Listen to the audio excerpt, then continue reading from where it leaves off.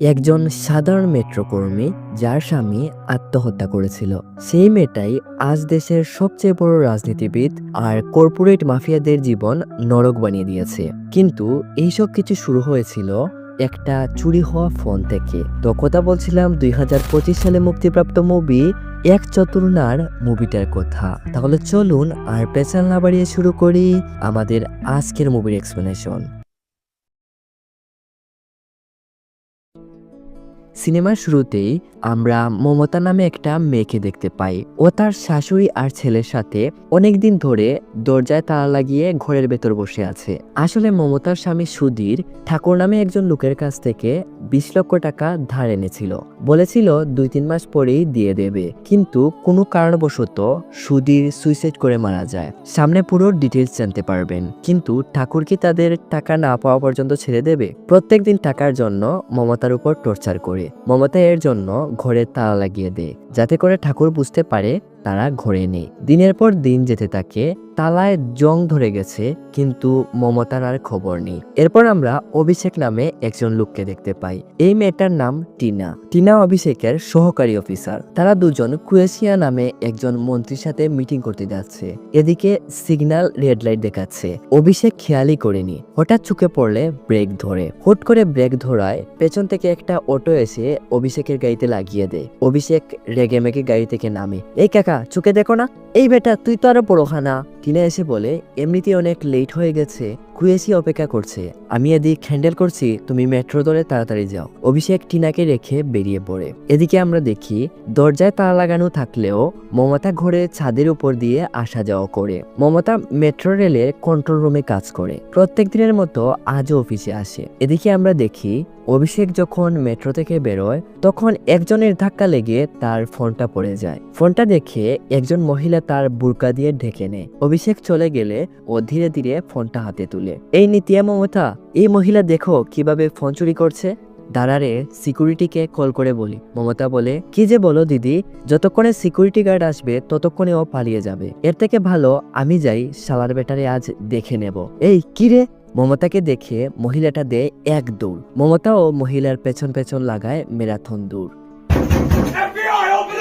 এদিকে আমরা দেখি অভিষেক ক্রোয়েশিয়ার অফিসে এসে গেছে। ক্রোয়েশিয়া বলে, সময়কে মূল্য দেওয়া শিখ, কতবার টাইম পরিবর্তন করেছিস, তোর আন্দাজ আছে? অভিষেক তার ভুল স্বীকার করে। ক্রোয়েশিয়া বলে, পার্টি একজন দক্ষ মানুষ খুঁজছে, আমার জানা মতে তুই ছাড়া কেউই একটা জিনিস হুট করে উলটপালট করতে পারে না। আমি তোর নাম প্রপোজ করেছি, দেখি বাকিরা কি বলে। কৃষকদের আর কত মারবো, পকেটও ভরে না, এবার চল মডার্ন টেকনোলজির মাধ্যমে সরকারকে লুট করি। মানে বুঝতে পারছেন, ওরা যদিও সরকারি কাজে নিজেদের নিয়োজিত রেখেছে, কিন্তু সবসময় তারা সরকার কিংবা গরিব লোকদের টাকা কিভাবে ছিনিয়ে নেবে সেই ফন্দি আটে। অভিষেক বলে, আমি রেডি আছি। আচ্ছা, আমি এক কাজ করি, সকল ইনভেস্টারদের একটা লিস্ট বানাই, কখন কে কত টাকা ইনভেস্ট করতে যাচ্ছে খুঁজে বের করি, এরপর তোকে লিস্টটা পাঠিয়ে দেব। অভিষেক ক্রোয়েশিয়াকে বিদায় দিয়ে বেরিয়ে আসে। স্যার, আপনার ফোনে একটা মেসেজ গিয়েছে। অভিষেক দেখে তার কাছে ফোন নেই। অভিষেক তাড়াতাড়ি মেট্রো কন্ট্রোল রুমে যায়। আমার ফোনটা এখানেই স্টেশনে কোথাও পড়ে গিয়েছিল। দিদি বলে, হ্যাঁ আমরা দেখেছি, ফোনটা তো একজন মহিলা নিয়ে পালিয়েছে। অভিষেক বলে, এটা কোনো কথা, একজন মহিলা ফোনটা পেল আর ফোন নিয়ে চলে গেল, আপনারা তাহলে এখানে কিসের জন্য বসে আছেন? দিদি বলে, এত ঝাল দেখাবেন না, আমাদের যা করা দরকার আমরা করব। আর এমনিতেও আমাদের একজন কর্মী মহিলাটাকে ধরতে নিজেই চলে গেছে, আমরা রিপোর্ট লিখে রাখছি, আপনার আইডি প্রুফ আর বিজনেস কার্ড দিন, পুলিশ যদি কোনো ইনফরমেশন পায় তো আপনার সাথে কন্ট্রাক্ট করবে। অভিষেক পুলিশের কথা শুনে থমকে যায়। ফোনটা যদি পুলিশের হাতে পড়ে তো তার আর ক্রোয়েশিয়ার সব রহস্য ফাঁস হয়ে যাবে। এর জন্য অভিষেক আর কোনো অ্যাকশন নিতে চায় না। এদিকে আমরা দেখি অভিষেকের ফোন যে চুরি করেছে ও আসলে একজন পুরুষ, তার নাম আব্দুল। আর এটাও জানতে পারি মমতাই ওকে ফোন চুরি করার কথা বলেছে। কেন সেটা সামনে জানতে পারবেন। মানে এই সব কিছুই প্ল্যান করা ছিল। মমতাই ওকে বলেছে ফোনটা নিয়ে শুধু দৌড়তে। অভিষেক এমন এক টেনশনে পড়ে, ফোনটা না পেলে তার তো পুরো জীবন বরবাদ হয়ে যাবে। আর শুধু ক্রোয়েশিয়ার ফাইল কি, আরো কত যে ডকুমেন্ট আছে। আর এছাড়াও এমন একটা জিনিস আছে এটা যদি লিক হয় তার বাঁচা মরা সমান হয়ে যাবে। এর মধ্যে পুলিশকেও জানাতে পারছে না, কি যে করবে। অফিসে এসে তার একজন কর্মীকে ডেকে বলে, এই আমাদের এরিয়ার পুলিশ ইনচার্জ কে রে? দাদা বলে, সিনিয়র ইন্সপেক্টর ত্রিলোকি। আচ্ছা ফোন কর। স্যার, অমুক জায়গায় আমার একটা ফোন হারিয়ে গেছে, ফোনটাতে অনেক গুরুত্বপূর্ণ ডকুমেন্ট আছে, বুঝতেই তো পারছেন। আপনি যদি একটু কষ্ট করে সাইবার সেলে বলে ফোনটার লাস্ট লোকেশনটা বলে দিতেন। আমি কি বলি ভাই, বিজনেস ফোন যখন বলছেন সাইবার সেলের চক্করে পড়বেন না, অফলাইনে আপনার মতো করে খুঁজ করেন, আপনার ফোনের লোকেশন ট্রেস করে আপনি খুঁজুন। আসলেই তো ত্রিলোকি যা বলছে ঠিক, সাইবার সেলে জানালে বিপদ কমার বদলে বেড়ে যাবে। ফোনের লাস্ট লোকেশন যেখানে দেখাচ্ছে, অভিষেক তার ফোনটা নিয়ে ওখানে যাওয়ার জন্য বেরোয়। অভিষেক পাগলের মতো লোকেশন ট্রেস করে ছুটছে, মমতার কাছাকাছি চলেই আসে। এতক্ষণে মমতা তার একজন পরিচিত মেকারের কাছ থেকে ফোনটা রিসেট করে নেয়। সাথে সাথে অভিষেকের লোকেশন ডিজেবল হয়ে যায়। মানে এই দেখুন দূরত্ব, একেই বলে কপাল। মমতাকে তো আর অভিষেক চিনে না, মমতা তার আশেপাশে ঘুরলেও ও কিছু বুঝতেই পারে না। আজ ছিল আবার সোনুর জন্মদিন। এত ঝামেলা ঝাপটার মুখোমুখি হওয়ার পরও মমতা সোনুর জন্মদিনটা মনে রেখে সোনুর জন্য কেক নিয়ে আসে। সোনু তো ভীষণ খুশি। মন খুলে যদিও মমতা তার ছেলেকে উইশ করতে পারছিল না, তবে তাদের এই পরিণতির জন্য যে বা যারাই দায়ী কড়াই গন্ডায় হিসাব নেবে। আর মমতা সেই পথেই হাঁটছে। খাওয়া দাওয়া শেষ করে মমতা ফোনটা নিয়ে বসে, দাদিও মমতার পাশে এসে বসেন। ক্রোয়েশিয়ার লিস্ট থেকে তো মমতার হুশ উড়ে যায়। কত টাকা লুট করার প্ল্যান করছে সবকিছু মমতা নোট ডাউন করে রাখে। তাছাড়া এমন একটা ভিডিও পায়, বুঝতেই তো পারছেন। মমতা যখন এটা কনফার্ম হয় টিনা তার গার্লফ্রেন্ডও না, বউও না, তখন মমতার মাথায় একটা শয়তানি বুদ্ধি আসে। পরের দিন নদীর মাঝখানে এসে অভিষেকে কল করে, আপনার আইসক্রিম চাটাটা সেই ছিল স্যার। কোন আইসক্রিমটা চুজ করেছিলেন, ভ্যানিলা নাকি চকলেট? অভিষেকের মাথায় ঘন্টা বেজে ওঠে। অভিষেক এসেছিল তার স্ত্রী অঞ্জলিকে নিয়ে একজন বিশেষজ্ঞ সাইকোলজিস্টের কাছে, কারণ অনেকদিন ধরেই তাদের বাচ্চা হচ্ছে না, কিছু বলতেও পারছে না। সেই ছিল ভিডিওটা স্যার, সেই একদম ফাটিয়ে দিয়েছেন, আপনার চাটাটা একদম সেরা ছিল। অভিষেক অঞ্জলিকে বুঝিয়ে শুনিয়ে বাইরে আসে। ও তাহলে তুই আমার ফোনটা চুরি করেছিস, কত টাকা চাই তোর? মমতা বলে 2 কোটি। মগের মুলুক পেয়েছিস, 50,000 হলে বল। 50,000 তো আমি ভিডিও ভাইরাল করেই পেয়ে যাব। বলেই ফোনটা কেটে দে। ক্যামেরা অভিষেক আর টিনাকে ফোকাস করে। টিনা বলে, আমাদের ওই ভিডিওটা ডিলিট করেছো, সামনে আমার বিয়ে। অভিষেকের এমনিতেই মাথা ঠিক নেই, করবো তো, এত লাফাচ্ছ কেন? শুধু কি তুমিই একা এই ভিডিওতে? আমিও তো আছি, আমারও তো বউ বাচ্চা পরিবার আছে। টিনা বলে, বিয়ের খরচ বাড়ছে, 20 লক্ষ টাকা আমার অ্যাকাউন্টে পাঠিয়ে দাও। অভিষেক টিনার কথা হাসির ঝলকে উড়িয়ে দেয়। 20 লক্ষ মগের মুলুক নাকি? তুমি বলেছিলে প্রফিটে আমিও তোমার পার্টনার, কিন্তু আজ পর্যন্ত স্যালারি ছাড়া একটা খানা শিখিয়েও দাওনি। কিছুক্ষণ পর দুজন ক্রোয়েশিয়ার কাছে চলে আসে। এই অভিষেক, কাল একটা মেসেজ পাঠিয়েছিলাম, চেক করেছিস? অভিষেক বলে, সরি স্যার, কোন মেসেজের কথা বলছেন? কোন মেসেজ মানে কি বলছিস এসব? একটা লিস্ট ছিল, ইনভেস্টরদের নাম ছিল, ক্যাশের লোকেশন ছিল। অভিষেক বুঝতে পারে, ও ওই মেসেজের কথা বলছেন, আমি পড়েছি। সত্যি করে বলছিস তো? আচ্ছা ঠিক আছে, আমি আসি। অভিষেক তিলুকিকে কল করে বলে, এই তোকে কতবার কল করেছি দেখেছিস? তিলুকি বলে, আরে ভাই আমি আপনার কাজেই ব্যস্ত ছিলাম, লোকেশন ট্রেস করেছিলাম। সিমটা আসামে রেজিস্টার্ড বাহাদুর নামে একজন লোকের। লাস্ট লোকেশন একটা নদীতে দেখাচ্ছে। 4 জন কনস্টেবলকে পাঠিয়েছিলাম, কিন্তু কিছুই জানতে পারেনি। আরে তিলকি, দেখ ভাই, যা করার খুব তাড়াতাড়ি কর। তিলকি বলে, এমন কি আছে ফোনটাতে? ব্ল্যাকমেইলার 2 কোটি টাকা চাইছে। আমার 25 বছরের অভিজ্ঞতা থেকে বলতে পারি, যারই হাত লেগেছে এই ফোনে, ও কোনো সাধারণ লোক না। এত উত্তেজিত হবেন না, না হলে দেখবেন কোনো না কোনো কিছু লিক করে দিয়েছে। ম্যাটারটা শক্তি দিয়ে না, মিষ্টি মুখে সমাধান করতে হবে। আপনি চিন্তা করবেন না, এরপরের বার যখন কল আসবে সাথে সাথে আমাকে জানিয়ে দেবেন। তখনই টিনা কল করে, অভিষেক কাল আমার এঙ্গেজমেন্ট, ভুলে যেও না। আমার প্রফিট ট্রান্সফার করেছো নাকি ক্যাশ দেবে? ত্রিলোকি সবকিছু শুনছিল। অভিষেক বলে, আচ্ছা অফিসে পৌঁছে তোমাকে জানাচ্ছি। আর শুনো, ভিডিওটা ডিলিট করেছো কি? অভিষেক ফোনটা কেটে দেয়। তিলকি বলে, শালার কি যে হচ্ছে, মাথার উপর দিয়ে সবকিছু যাচ্ছে। একজন ব্ল্যাকমেইল করছে, একজন প্রফিট চাচ্ছে। শালার আপনার এই ফান্দে পড়ে আমি নিয়ে আবার কখন বান্দর হয়ে যায়। পরের দিন ছিল টিনার এঙ্গেজমেন্ট। অভিষেকও অঞ্জলিকে নিয়ে আসে। এদিকে মমতা আর মমতার শাশুড়ি ওয়েটার হিসেবে কাজে এসেছে। যদিও তাদের উদ্দেশ্য কাজ করা ছিল না, আলাদা আলাদা উদ্দেশ্য নিয়ে এক একজন এসেছে। মমতার শাশুড়ি এসেছে ইচ্ছে মতো মদ খাওয়ার জন্য। এক ট্রে সার্ভ করে এক ট্রে খায়। সোনু এসেছে ভালো ভালো খাবার খেতে, আর মমতা এসেছে অভিষেকের ব্যান্ড বাজাতে। মমতা একটা টিস্যু সোনুকে দিয়ে বলে টিনাকে দিয়ে আসতে। টিনা বলে কে দিয়েছে এটা? সোনু বলে ওই রেড জ্যাকেট পরা লোকটা। তো টিনা টিস্যুটা খুলে দেখে মেল চেক করার জন্য অভিষেক বলছে। মেল চেক করে দেখে তাদের ওই ভিডিওটা। তাড়াতাড়ি ফোন বন্ধ করে শালার বেটা নির্লজ্জ কুতাকার। পরের দিন সকালবেলা হঠাৎ করে ঠাকুর তার লোকজন নিয়ে মমতার বাড়ি আসে। গতকাল তার একজন লোক মমতাকে ঘরে ঢুকতে দেখেছে। কিছুক্ষণ বাইরে দাঁড়িয়ে ডাকাডাকি করে, কিন্তু কোনো নড়াচড়া নেই। তবে আজ আর ঠাকুর বাইরে থেকে চলে যায় না, তালা ভেঙে ভেতরে ঢুকে। দাদি আর সোনু মমতার সুধীরের ছবির সামনে দাঁড়িয়ে প্রার্থনা করছিল। আঙ্কেল বলে, এই বুড়ি মমতা কোথায়? তোরা সব আধিক্যতা দেখতে আমি আসিনি, আমার কাছে সব প্রমাণ আছে। দিনের পর দিন তোরা আমাকে বোকা বানিয়ে যাবি আর আমি বুঝবো না?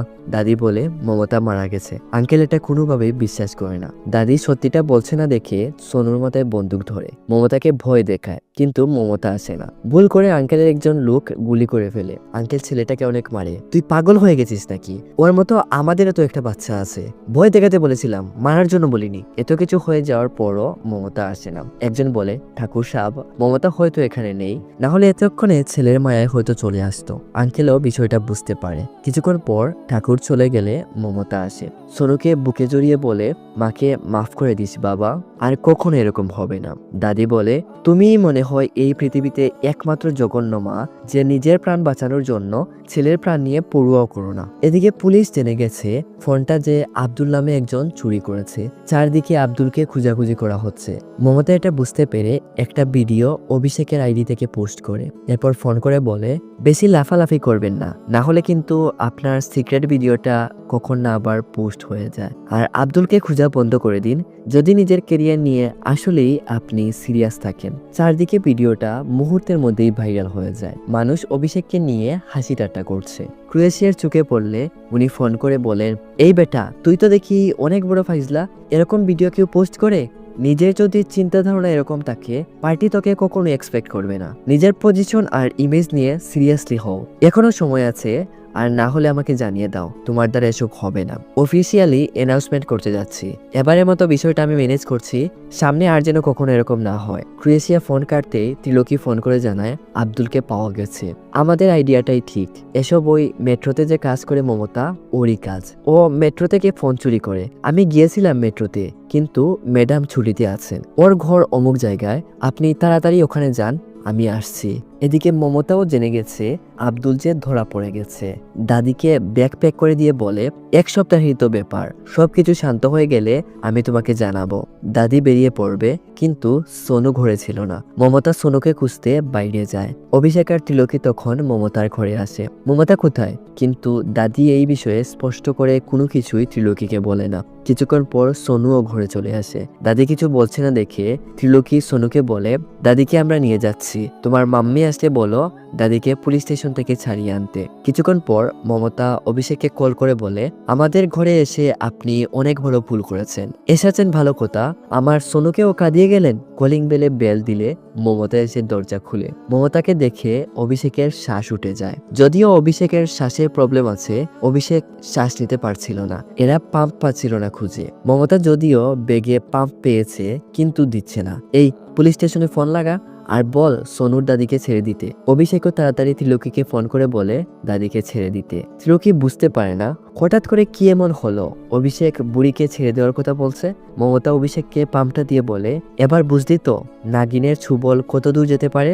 মমতা এখন অভিষেকের বাড়ি কাজের লোক সেজে কাজ করে, আর অভিষেককে অনবরত জ্বালাতে থাকে। অভিষেক ত্রিলোকিকে বলে, তোমার নামই শুধু ত্রিলোকি, কিন্তু কাজ সবজিওয়ালার মতো। তোমার চোখের সামনে মমতা ঘোরাঘুরি করছে, কিন্তু তার উপর তুমি কোনো অ্যাকশন নিচ্ছ না। ত্রিলোকি বলে, দেখো ভাইয়া, মমতাকে তুমি সাধারণ মেয়ে মনে করো না, ওর টাইম বমের মতোই। ও যেভাবে তোমার উপর এটা করছে, প্রথমে তোমার ভিডিও লিক করা, এরপর তোমার ঘরে চাকরি করা, এসব দেখে আমার তো মনে হয় ওর পেছনে নিশ্চয়ই কেউ তো একজন আছে। রাতের বেলা ক্রোয়েশিয়া 5টা ব্যাগ অভিষেকের বাড়ি পাঠায়। তোমার কাছে কিছু পাতি পাঠিয়েছি। অভিষেক বলে, কিসের পাতি?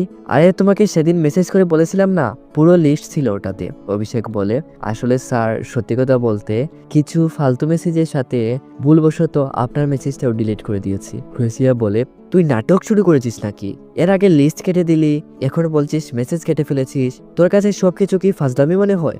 লাস্ট বারের মতো তোকে সুযোগ দিচ্ছি, আর যদি কখনো এরকম হয় আমরা কিন্তু তোকে ডিলিট করে দেব। এদিকে সোনুর দাদি গিয়ে ঠাকুরকে বলে মমতার যে লোকটার সাথে এতদিন ধরে লাফড়া চলছে ও হচ্ছে অভিষেক। মমতাকে তো এখন আর পাবেন না, কারণ অভিষেকের ভয়ে ও এখন টিনার সেজে জীবনযাপন করছে। মানে টোটালি আমি যদি আপনাকে এক কথায় বলে দেই, তো সোনুর দাদি এটা বলতে চাচ্ছেন এখন টাকা যদি ঠাকুরকে পেতে হয় তো অভিষেককে গিয়ে ধরতে হবে। মাস্টার মাইন্ড গেম এখন স্টার্ট হয়েছে। আর ছিল আবার হোলি। ক্রোয়েশিয়া সহ সব মন্ত্রী মিনিস্টার মিলে হোলি সেলিব্রেট করছে। মমতা একটা অ্যাপের সাহায্যে তার কণ্ঠ টিনার মতো করে ক্রোয়েশিয়াকে জানায়, গতকাল আপনি 3টা ব্যাগ পাঠিয়েছিলেন। ক্রোয়েশিয়া বলে 3টা কে বলল? 5টি তো পাঠালাম, কিন্তু অভিষেক যে আমাকে বলল 3টা। অভিষেক আপনার কাজ এখন ঠিক মতো করছে না, মনে হলো আপনাকে একবার জানিয়ে দিই। এমনিতেও অভিষেকের সব কাজ আমি হ্যান্ডেল করে থাকি, বিয়ের পর একটা আলাদা কোম্পানিও খুলবো ভাবছি, আপনার কাজ আমিই সামলে নেব। তখনই এখানে অভিষেক আসে। ক্রোয়েশিয়া তাকে উপরে আসতে বলে। ক্রোয়েশিয়া বলে আজও দেখি তোমার সাথে টিনা আসতো না। অভিষেক বলে আসলে স্যার ও তো শপিং নিয়ে ব্যস্ত। ও আচ্ছা আচ্ছা, টিনা আমাকে কল করেছিল এই তো একটু আগেই, বলল ও নাকি নতুন কোম্পানি শুরু করতে যাচ্ছে, আমার কাজও নাকি করবে। আরে স্যার আপনি এর কথায় পাত্তা দেবেন না। তখনই অঞ্জলি অভিষেককে কল করে আর এক্ষুনি ঘরে আসতে বলে। আমি তোমার সামনে বসে কথা বলতে চাই বলেই অঞ্জলি ফোনটা কেটে দেয়। অভিষেক বুঝতে পারছিল না হঠাৎ কি এমন হলো অঞ্জলির সামনে গিয়ে কথা বলা লাগবে। গাড়িতে ওঠে আবার কল করে, আমি একটা ভিডিও পেয়েছি, তাড়াতাড়ি ঘরে আসো। এদিকে বাড়ির সব কাজের লোকও বাইরে দাঁড়িয়ে। অভিষেক কিছুটা হলেও বুঝতে পারে মমতা হয়তো তাকে বাস দিয়ে দিয়েছে। আন্টি বলে তোর কাছ থেকে এটা আশা করিনি রে। দেখো বৌমা কিভাবে কুকুরের পাছার মতো মুখ বানিয়ে আছে। বেচারা মমতা বাঁচিয়ে নিল। মমতা না থাকলে কিছু তো জানতেই পারতাম না। নাও তুমি নিজেই দেখো। ওপেন করো ভিডিওটা অভিষেক। অভিষেক পুরো ব্যাকুল হয়ে যায়। অভিষেক ভিডিওটা ভয়ে ভয়ে ওপেন করে। অভিষেক ভিডিওটা ওপেন করে দেখে একটা বাচ্চা খিটখিটিয়ে হাসছে। অঞ্জলি তখনই তার পেটে হাত দেয়। অভিষেক বুঝে যায় মেটারটা তাহলে এটা। অভিষেক তো অনেক খুশি, আর একটু বেশি খুশি আমার কাছে মনে হচ্ছিল। কেন আপনিও নিশ্চয়ই বুঝতে পারছেন। সবাই এরপর বাইরে গিয়ে হোলি সেলিব্রেট করে। আন্টি একটু রং মমতার মুখে লাগিয়ে দেয়। মমতার মনে পড়ে যায় তাদের সেই হাসি খুশি সুখের সংসারের কথা।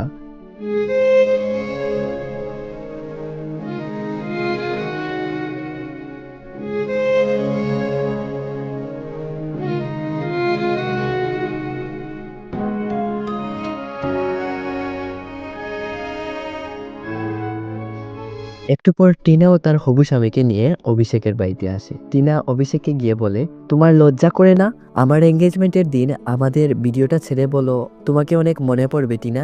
এই অযথা কথা বলাস না। তুই কি মনে করেছিস তুই লুকিয়ে লুকিয়ে আমার পেছনে গেম সেট করবি আমি কিছু বুঝতে পারবো না? ক্রোয়েশিয়াকে কি বলেছিস? অভিষেক আপনার কাজ নিয়ে মোটেও সিরিয়াস নয়, ওর কাজ আমাকে দিয়ে দিন আমি সামলাবো। তরকারিতে মনে হয় একটু লবণ মরিচ কম হয়েছে। পরিমাণ মতো হওয়ার জন্য অঞ্জলিকে পাম দিয়ে মমতা তাদের এখানে পাঠিয়ে দেয়। একই তোমরা দুজন আজকের দিনেও ঝগড়া করছো? খুশির দিনে ঝগড়া ঝামেলা সব বন্ধ। টিনা যখন জানতে পারে খুশির খবরটা হচ্ছে অভিষেক বাবা হতে চলেছে, ও তো আরো খেপে যায়। অঞ্জলি চলে গেলে বলে কি বলেছিলে? অঞ্জলিকে টাচ করতেই মন চায় না। কখনো কখনো মনে হয় আমি নিজেই ভিডিওটা অঞ্জলিকে দেখিয়ে দিই, এবার যদি আমি আমার প্রফিট না পাই দেখে নিও। মমতা এদিকে টিনা যাওয়ার সময় টিনাকে জড়িয়ে ধরে রং লাগায়। অভিষেকের মনে পড়ে যায় তিলকি যে বলেছিল মমতার সাথে নিশ্চয়ই আপনার খুবই ক্লোজ একজন মানুষ জুড়ে আছে। আজ কাজ শেষ করতে করতে অনেক দেরি হয়ে গেছে। মমতা অঞ্জলিকে বলে অভিষেককে একটু বলার জন্য ও যেন একটু কষ্ট করে তার বাড়িতে পৌঁছে দেয়। অঞ্জলি ছিল খুবই সহজ সরল মনের মানুষ। অভিষেককে বললে অভিষেক যেন আরো খুশি হয়। আর হ্যাঁ, যাওয়ার সময় একটা লাড্ডুর ডিব্বা মমতাকে কিনে দিও। এদিকে আমরা দেখি অভিষেক তার মতো করে মমতাকে আজ মেরে ফেলার জন্য প্রস্তুতি নিচ্ছে। তিলকিকে ফোন করে বলে রেডি থাকার জন্য। অভিষেক গাড়ি নিয়ে বেরোলে পেছন পেছন ঠাকুরের লুকও তাদের ফলো করে। কিছু জায়গায় যাওয়ার পর অভিষেক গাড়িটা দাঁড় করিয়ে বলে মমতা আমি এখন পর্যন্ত তোর সাথে কিছুই করিনি, তোর কত টাকা চাই বল, আর আমার ফোনটা দিয়ে চলে যায় এখান থেকে। মমতা এতে কোনো ভয়ই পায় না, উল্টো এমন এমন ভাব করে অভিষেক তো ভীষণ রেগে যায়। এদিকে এরা আবার সবকিছু ভিডিও বানিয়ে রাখে। আসলেই তো ওই বুড়ি ঠিক কথা বলেছিল, অভিষেক মমতাকে ইউজ করছে। আর এই সব কিছুই মমতার প্ল্যান করা ছিল। মমতা বলে, আমাকে মারার জন্য ভুল রাস্তা চুজ করেছো। অভিষেক পেছনে তাকালে এরা গাড়ি নিয়ে চলে যায়। মমতা একটা অটো নিয়ে বাড়ির দিকে রওনা দেয়। অভিষেকের হাত থেকে তাহলে মমতা ফুসিয়ে গেল। তবে অভিষেক আজ এটা সিদ্ধান্ত নিয়ে নেয় মমতাকে আজ উপরে পাঠিয়েই দম নেবে। তিলুকিকে ফোন করে বলে অমুক জায়গায় আসতে। তিলুকি আসলে অভিষেক মমতা কোন দিকে যাচ্ছে বলে দেয়। তিলুকি অভিষেকের কথা মতো কাজ করে সুযোগ বুঝে একটা ব্রিজের ওপর থেকে অটোটা পানিতে ফেলে দেয়। সিন আসে পরের দিন। 10:30 বাজতে চললো, কিন্তু মমতা এখনো আসেনি। অভিষেক বলে, কাল তো তোমরা দুজনেই বলেছিলে যা চাইবে তাই দিয়ে দেব। গতকাল বাড়ি ড্রপ করে দিয়ে আসার সময় অ্যাডভান্স স্যালারি রেখে দে, আজ দেখো কোনো খবরই নেই। এটাই হচ্ছে ছোট লোকদের কালচার। তখনই এক পায়ে ভর করে মমতা আসে। মমতাকে দেখে অভিষেক তো অবাক হয়ে যায়। 2 দিন ছুটি নিলে বেতন থেকে টাকা কেটে রেখে দেন, আর অ্যাডভান্স টাকা দেবেন আপনারা? মানে অভিষেককে মমতা একেবারে ধুয়ে ফেলে। অফিসে আসলে অভিষেক দেখে ঠাকুর আর তার লোকজন তার জন্যই অপেক্ষা করছে। আঙ্কেল বলে, তোর লজ্জা করে না একটা সাধারণ সহজ সরল মেয়ের ফায়দা উঠাতে? অভিষেক বুঝতে পারছিল না কার কথা আঙ্কেল বলছেন। ঠাকুর সাহেব, আরে বেটা টিনার কথা বলছি। ঠাকুর সাহেব, মমতা বেশি কথা বলিস না, মার বই একটা আমার উপরে কথা বলে। দুজনেই তো এক। তোমাদের একটা ভিডিও আছে আমার কাছে, তুমি যদি চাও তোমার স্ত্রীকে আমি দেখাতে পারি। অভিষেক বুঝতে পারছিল না টিনার ভিডিও ঠাকুরের কাছে গেল কিভাবে। এই অনেক হয়েছে, টাকা কবে দিবি বল। অভিষেক বলে, কিসের টাকা? আরে মমতা, দূর, মানে টিনা আমার কাছ থেকে যে টাকা ধার করে নিয়েছিল, এখন টিনা আর ওর মা বলেছে তুই নাকি দিবি। এমনকি তারা এটাও বলেছে তুই নাকি প্রমিসও করেছিস। অভিষেক তো তুতুবুতু করতে শুরু করে, এই কবে দিবি বল, তাড়াতাড়ি ডেট ফিক্সড কর। অভিষেক ভয়ে ঠাকুরকে বলে সামনের সপ্তাহে দিয়ে দেব। অভিষেকের আর কিছুই করার নেই, এখন ম্যাটারটা তার আয়ত্তের বাইরে চলে গেছে। ক্রোয়েশিয়াকে আজ সবকিছু ভেঙে বলে তার ফোনটা যে মমতা চুরি করে ফেলেছে। শুরু থেকে শেষ পর্যন্ত সবকিছু খুলে বলে। ক্রোয়েশিয়া বলে, আমাকে যদি এটা প্রথমেই বলে দিতি তো মমতা কি, মমতার পুরো বংশই নির্বংশ করে দিতাম। আচ্ছা যাক, এবার ওর দুর্বলতা হিট করতে হবে, দেখবো এখন কি করে ও উঠে দাঁড়ায়। পরের দিন ক্রোয়েশিয়ার লোক স্কুল ছুটির সময় সোনুর দাদিকে ধরে স্কুলে নিয়ে যায়। সোনুকে দাদি দেখিয়ে দিলে এরা সোনুকে কিডন্যাপ করে নেয়। খবর পেয়ে দ্রুত মমতা ওখানে যায়। অভিষেক মমতার উপর অনেক টর্চার করে, কিন্তু ফোন কোথাও পায় না। একে একে ক্রোয়েশিয়া, টিনা, ত্রিলোকি সবাই আসে। মমতা এমন ভাবে এক একটা কথা বলে, আর জানেনই তো টিনাকে তার পার্টনার বানিয়েছে। এমন গেম খেলে এবার একজন আরেকজনের শত্রু হয়ে গেছে। তো মমতা যে এরকম করছে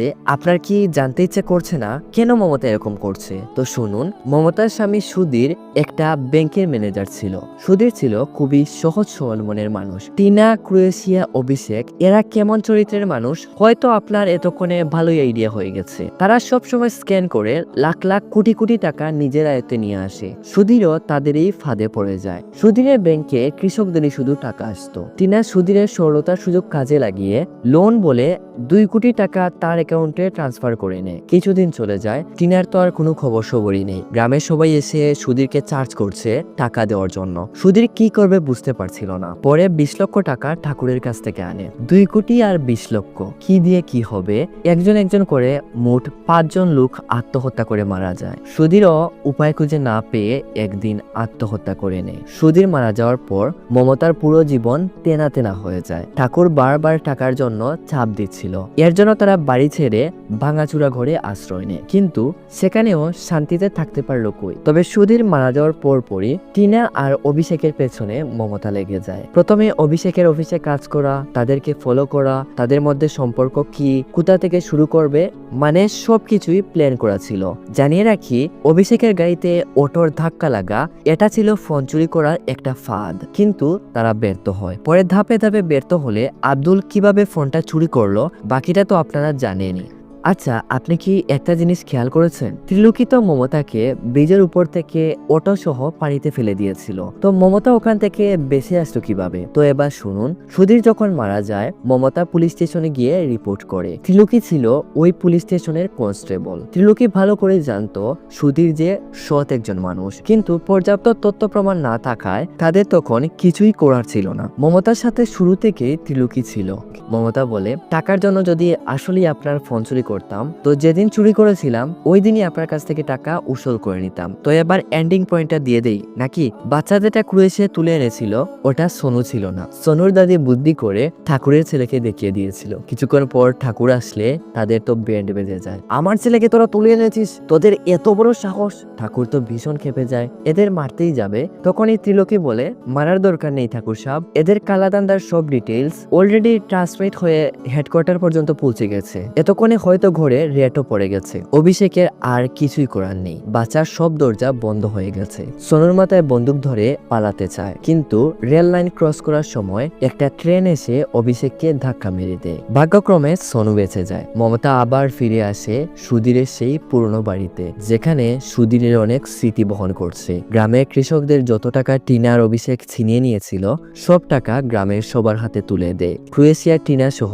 তাদের সাথে যত মন্ত্রী মিনিস্টার জুড়ে ছিল সবার জেল হয়ে যায়। আর আমাদের আজকের মুভির কাহিনীটাও এখানেই শেষ হয়ে যায়। তো আজকের এই মুভির এক্সপ্লেনেশনটা আপনার কাছে কেমন লাগলো অবশ্যই কমেন্ট করে জানাবেন। আর চ্যানেলে নতুন হয়ে থাকলে সাবস্ক্রাইব করে পাশে থাকবেন। তো দেখা হচ্ছে নতুন কোনো ভিডিওর সাথে। ততক্ষণ পর্যন্ত নিজেদের খেয়াল রাখবেন, সুস্থ থাকবেন। ধন্যবাদ।